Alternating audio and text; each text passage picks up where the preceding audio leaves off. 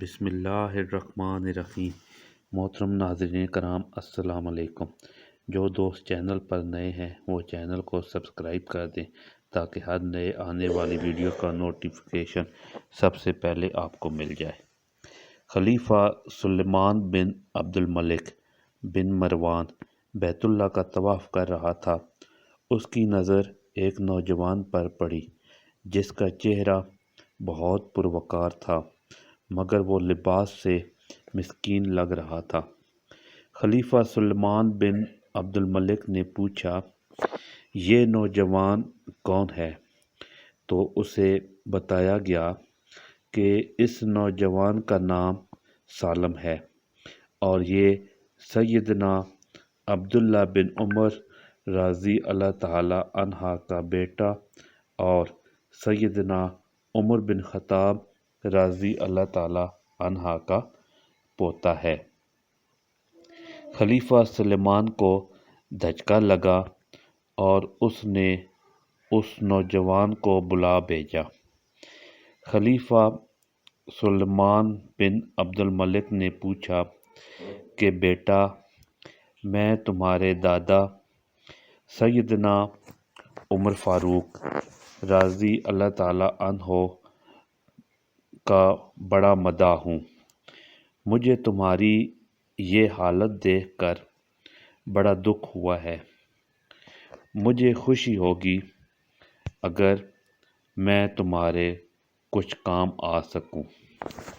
تم اپنی ضرورت بیان کرو، جو مانگو گے تمہیں دیا جائے گا۔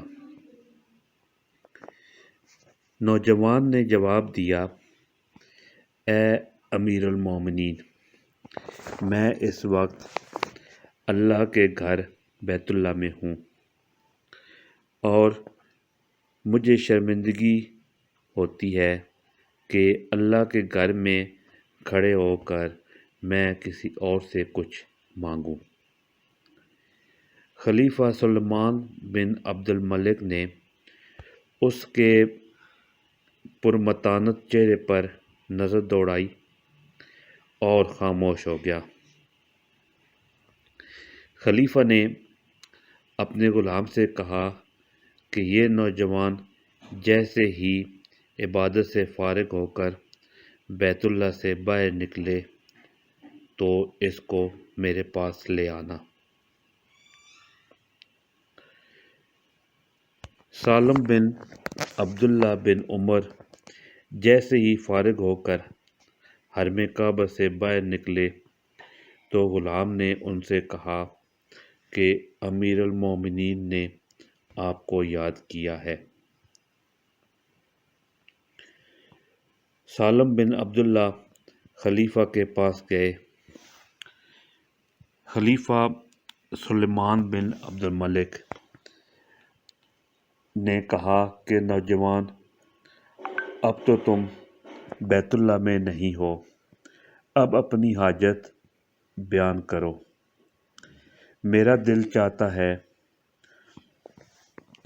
کہ میں تمہاری کچھ مدد کروں۔ سالم بن عبداللہ نے کہا، اے امیر المومنین،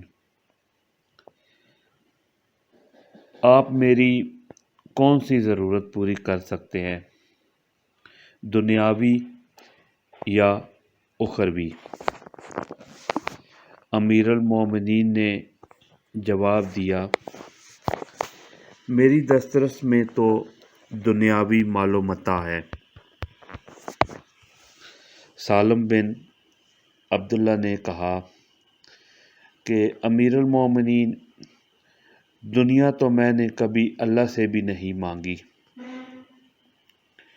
جو بھی اس دنیا کا مالک کل ہے، آپ سے کیا مانگوں گا؟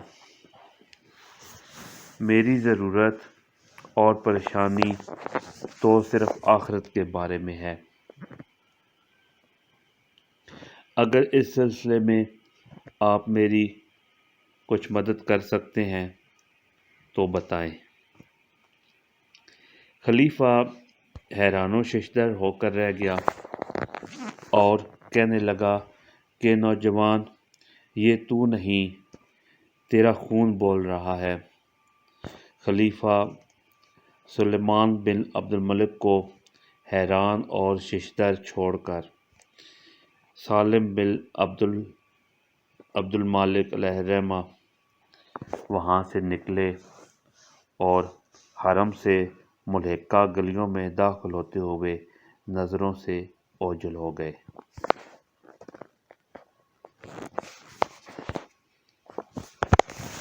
ایک مرتبہ حضرت عمر بن عبد العزیز رحمۃ اللہ علیہ اپنے ایک عزیز کے جنازے کے ساتھ قبرستان تشریف لے گئے۔ قبرستان میں پہنچ کر آپ الگ تھلگ ایک جگہ پر جا کر بیٹھ گئے اور کچھ سوچنے لگے۔ کسی نے عرض کی، اے امیر المومنین، آپ تو اس جنازے کے والی تھے اور آپ ہی علیحدہ ہو کے بیٹھ گئے ہیں۔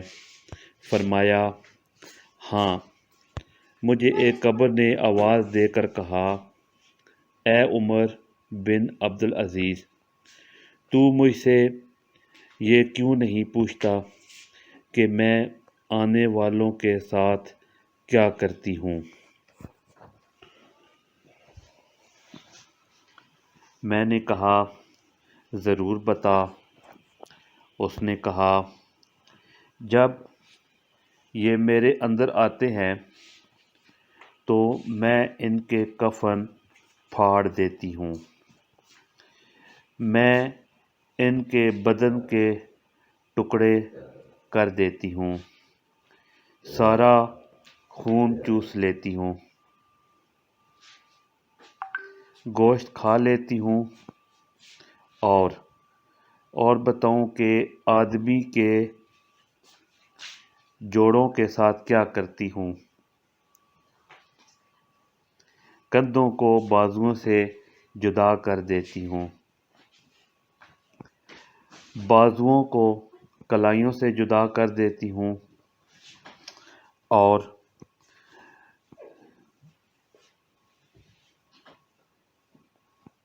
سرینوں کو بدن سے جدا کر دیتی ہوں،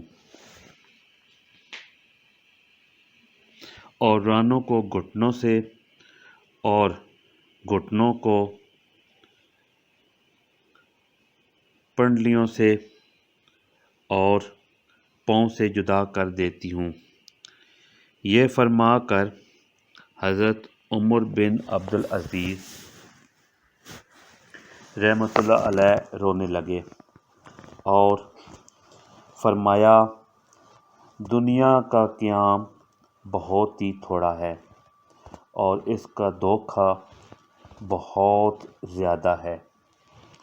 اس میں جو عزیز ہے وہ آخرت میں ذلیل ہے، اس میں جو دولت والا ہے وہ آخرت میں فقیر ہے۔ اس کا جوان بہت جلد بوڑھا ہو جائے گا۔ غربت کا ذائقہ بھوک نے اس قدر نڈھال کر دیا کہ میاں بیوی کے درمیان دوریاں پیدا ہونے لگیں، بات طلاق تک پہنچ گئی۔ ایک دن بیوی گھر سے نکل کر قریب ہی بنی امیہ کے مالدار شخص کا دروازہ کھٹکھٹایا۔ غلام باہر نکلا، سامنے عورت دیکھ کر کہنے لگا، جی کسے ملنا ہے؟ کہنے لگی، آپ کے آقا سے ملاقات کرنی ہے۔ غلام نے تعارف پوچھا، کہا کہ تمہارے آقا کی بہن ہوں۔ وہ تجسس میں پڑا، کہنے لگا، میرے آقا کی کوئی بہن نہیں ہے۔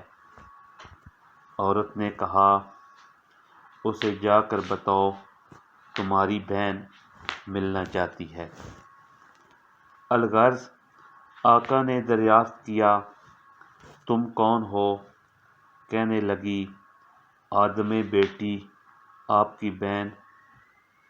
دستک کیوں دی؟ کہا فقیری نے ہم میاں بیوی کے محبت کے ذائقے کڑوے کر ڈالے ہیں، اب تو طلاق کے دروازے کو دستک دی جا رہی ہے۔ میرے بھائی، کیا تیرے پاس رب سے ملاقات والے دن کے لیے کچھ ہے؟ حقیقت میں جو اب تیرے پاس ہے یہ ختم ہو جائے گا،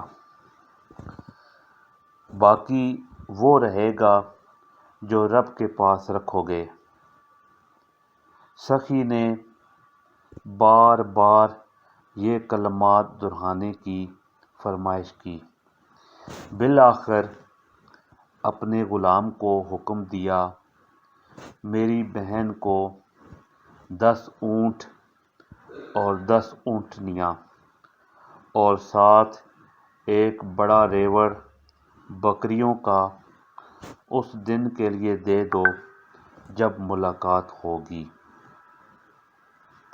میرے ہاتھ کچھ نہیں ہوگا، آپ کا دیا ہوا میرا رب مجھے لوٹائے گا۔ اس پر دور سے دستک دینے والے کو ملاقات کے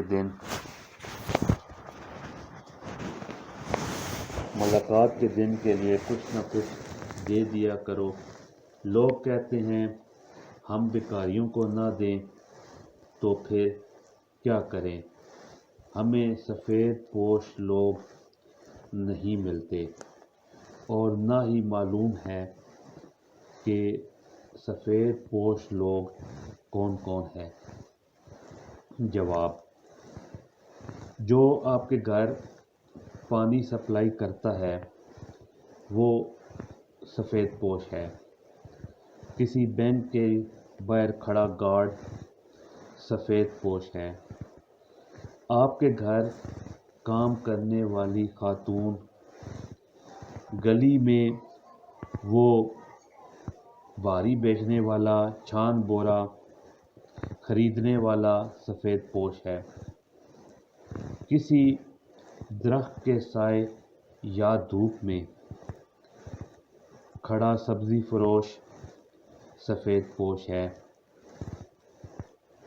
روزے کے ساتھ گھر گھر بائیک پہ فوڈ پانڈا پہنچانے والا سفید پوش ہے۔ کسی چوک میں دھوپ میں بیٹھ کر جوتے پالش اور گانٹھنے والا اور گلی کا خاکروب سفید پوش ہے۔ آپ کے قریبی پارک کا مالی اور کسی مسجد کا 15,000 ماہانہ تنخواہ لینے والا امام سفید پوش ہے۔ ورکشاپ پہ کام کرنے والے 12-13 سالہ بچے سفید پوش ہیں۔ سارا دن دھوپ میں سخت کام کرنے والا مزدور سفید پوش ہے۔ کسی گھر کا واحد کمانے والا فرد سفید پوش ہے۔ آپ کے خاندان میں بھی کئی سفید پوش ہوں گے، ان کو تلاش کیجیے، چہروں کو پہچانیے اور ان کے ساتھ ان کے ہاتھوں میں ان کے گھروں میں چپکے سے دے آئیے۔ ایک فاختہ ہر روز کسان کی فصل سے دانہ دمکا چگ جاتی تھی۔ کسان نے بہت کوشش کی اسے اڑانے کی، ڈرانے دھمکانے کی، مگر کارگر نہیں ہوئی۔ آخر ایک دن اس نے جال لگا کر فاختہ کو پکڑ ہی لیا، اسے پنجرے میں ڈالا اور تھانے کی جانب چل پڑا۔ راستے میں کسان کا ایک دوست نظر آیا، اسے دیکھ کر فریاد کرنے لگی، دھوپ لگے گی تو جل جائیں گے، مینا پڑے گا تو بہہ جائیں گے، ہوا چلے گی تو اڑ جائیں گے، ٹالی میرے بچے، ٹالی میرے بچے۔ فاختہ کی دردناک فریاد سن کر دوست کا دل پسیج گیا۔ اس نے کسان سے کہا کہ اسے کیوں لے جا رہے ہو؟ اس نے بتایا کہ اس فاختہ نے اتنی فصل کا نقصان کر دیا ہے، اس لیے اسے کوتوالی لے کر جا رہا ہوں۔ کسان کے دوست نے کہا، تم اپنا نقصان مجھ سے لے لینا، لیکن اسے چھوڑ دو۔ کسان نے کہا، نہیں، اسے کوتوالی ہی پیش کروں گا۔ تھوڑا سا سفر اور کیا تو آگے ایک اور راہگیر ملا، اسے دیکھ کر بھی فاختہ نے وہی الفاظ دہرائے، جس سے راہگیر کے دل میں رحم آ گیا اور اس نے نقصان سے 2 رقم گنا آفر کی۔ مگر کسان کسان ہی تھا، ہمارے کسان کبھی اچھے تاجر ثابت نہیں ہوئے۔ آخر کسان کوتوالی پہنچا۔ فاختہ نے کوتوال کو دیکھتے ہی پرسوز آواز میں کہا، دھوپ لگے گی جل جائیں گے، مینا آئے گا تو بہہ جائیں گے، ہوا لگے گی تو گر جائیں گے، ٹالی میرے بچے، ٹالی میرے بچے۔ تھانے دار کے دل پہ اس نغمے کا بہت گہرا اثر ہوا۔ اس نے معاملہ سن کر فاختہ کے پیروں میں گھنگرو منگوا کر پہنائے، کسان کو جیل میں قید کر دیا اور کسان کو سمجھا کر بھیجا کہ فصل میں سے پرندوں کا دانہ چگنا صدقہ ہے۔